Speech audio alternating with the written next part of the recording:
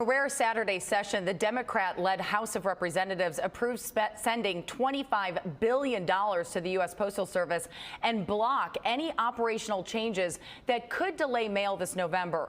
President Trump says he will veto the legislation if the bill passes in the Republican-led Senate. CBS's Ben Tracy is at the White House. With protests to save the post office taking place around the country, our postal service is in chaos. House Democrats delivered $25 billion for the struggling U.S. Postal Service in a mostly party-line vote. Do we need that money? Absolutely not. The Democrats' bill also forces Postmaster General Louis DeJoy, a Republican megadonor, to reverse his widely criticized cost-cutting moves, such as removing mail sorting machines and slashing overtime, which have slowed down mail delivery. I decided to stop it, and we'll pick it up after the election. During a Senate hearing Friday, DeJoy said he will pause but not reverse those changes. He did promise to prioritize election mail. That the Postal Service is fully capable and committed to delivering the nation's election mail securely and on time. This is really a very serious problem. President Trump continues to make unfounded attacks on mail-in voting, saying it will lead to election night chaos. You're not going to know what happened. I don't think you'll know 2 weeks later. I don't think you'll know 4 weeks later. And I don't know what's going to happen. The president is now also accusing his own FDA of delaying a coronavirus vaccine, claiming the deep state at the FDA is making it difficult to find people to be part of vaccine trials to hurt the president's re-election chances. This was a very dangerous statement on the part of the president, even for him. In his first interview since becoming the Democratic nominee, Joe Biden says he's willing to shut down the country again to control the virus. I would be prepared to do whatever it takes to save lives, because we cannot get the country moving until we control the virus. Ben, President Trump is said to be heavily involved in the planning of the Republican National Convention. Any revelations on what he has planned? Well, we are told to expect some sort of surprise each night of the convention. We do know President Trump will be down in Charlotte on Monday. That's where about 300 delegates will actually nominate him in person.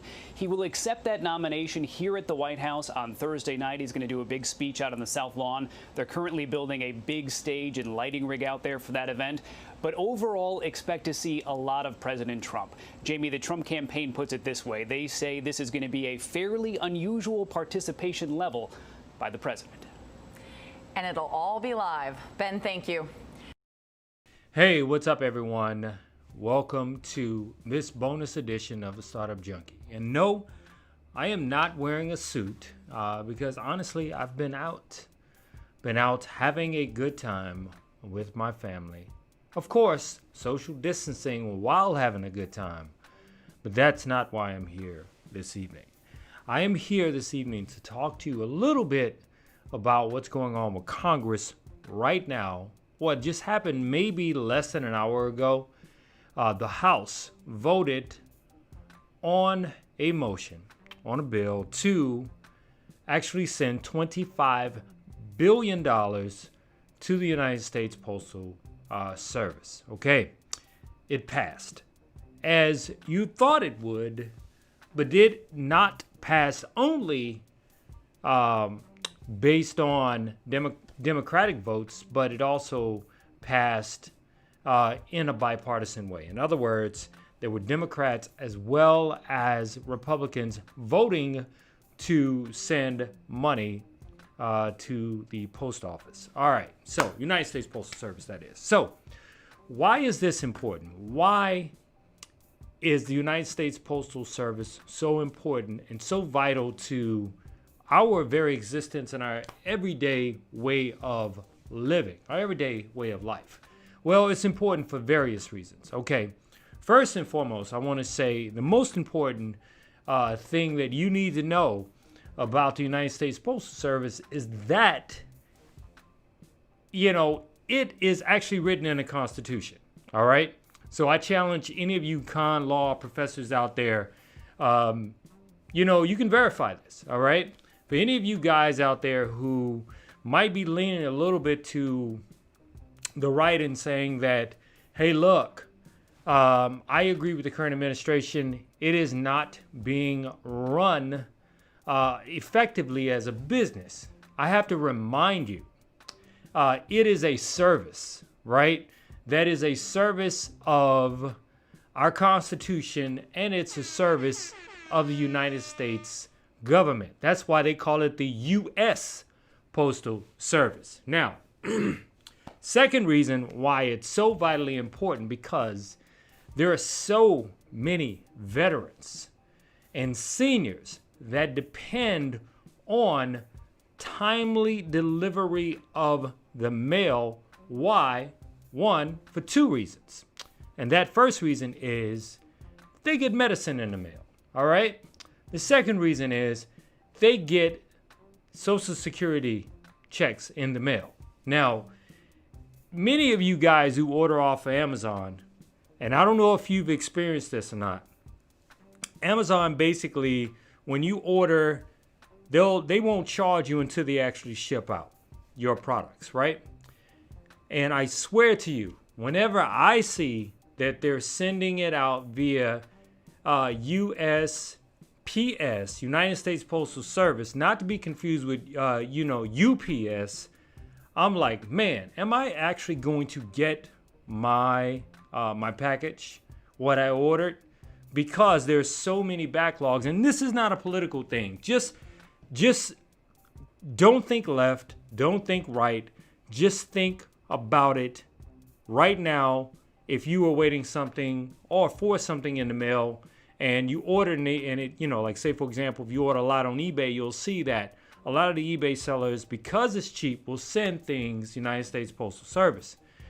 It's terrible. So I'm very happy to see that the $25 billion was passed by the House, ran by Nancy Pelosi and Chuck Schumer. Now, we know, based on what I've shared with you and the timeline that we've looked at, technically Congress is in recess, but the House actually came back for this. They came back to depose and get Louis DeJoy, the postmaster, to testify on what's going on with, say, inoperable machines, why machines were taken out, high capacity mail sorters, that is. They came back for that. Now, the $25 billion to send to the USPS has passed, but since the date of recess, or at least coming back from recess, is actually September 8th, that's probably when a couple of things are going to happen. One, the Senate will be able to vote on,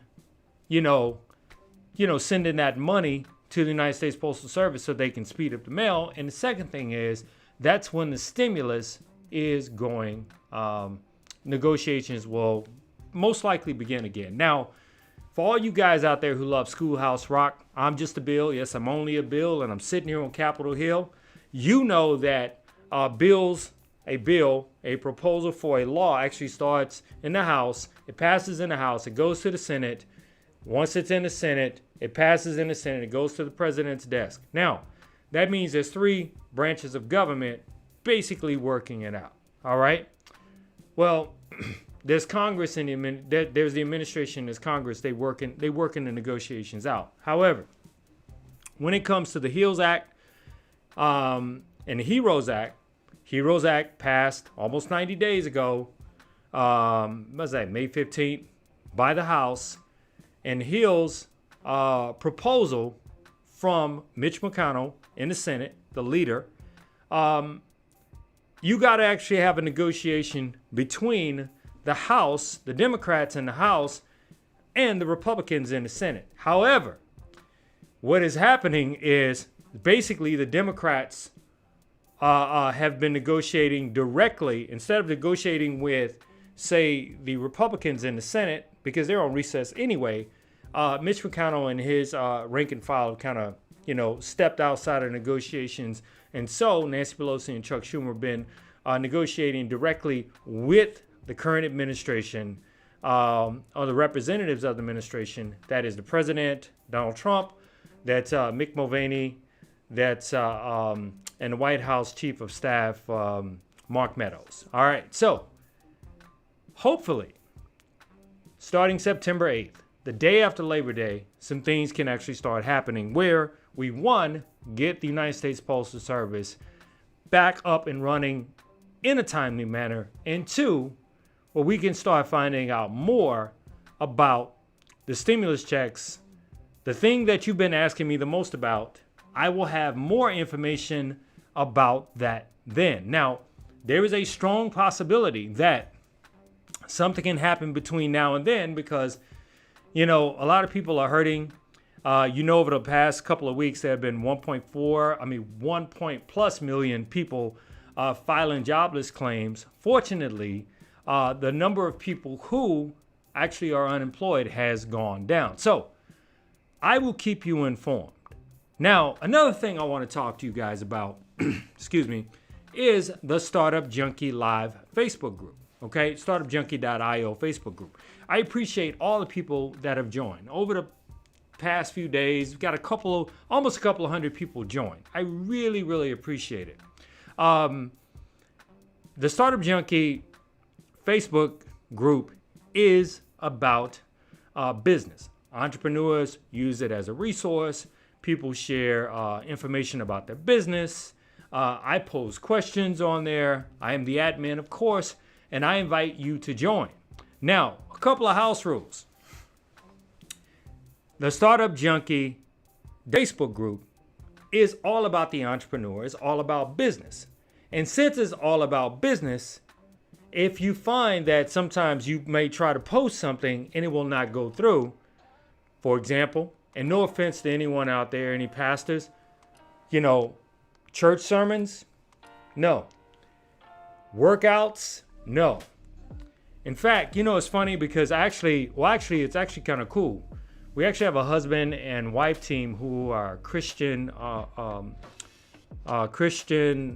marriage counselors, right?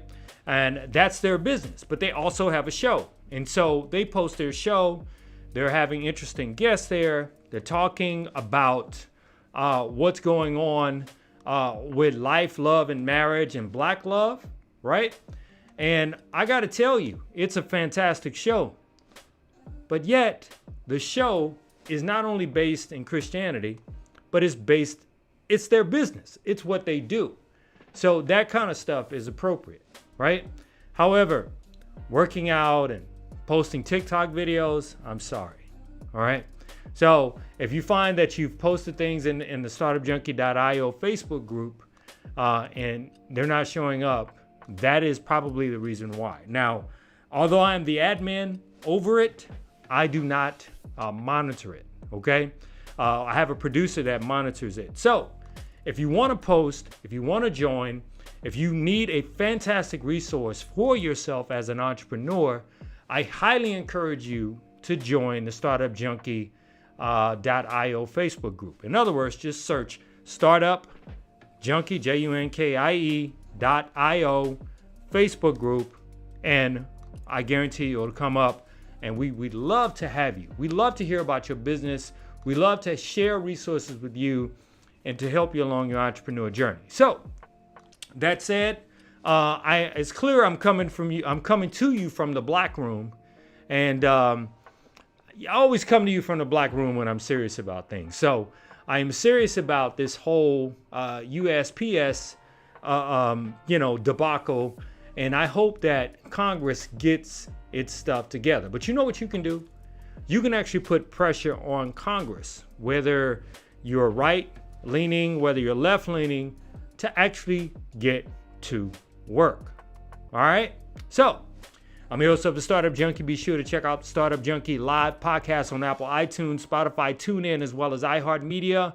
And until tomorrow, everyone, I am out.